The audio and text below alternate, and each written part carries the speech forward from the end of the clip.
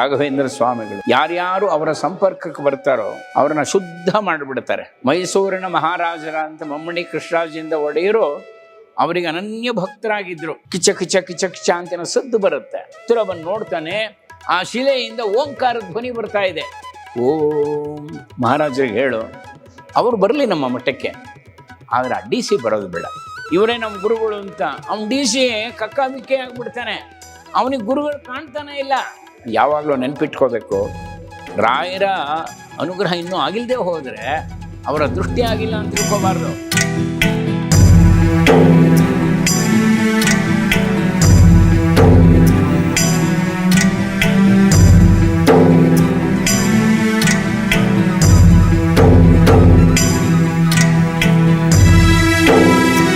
ವೀಕ್ಷಕರೇ ನಮಸ್ಕಾರ. ಕಾರ್ಯಕ್ರಮವನ್ನು ನೋಡಿ ಸುಮ್ಮನಾಗಬೇಡಿ.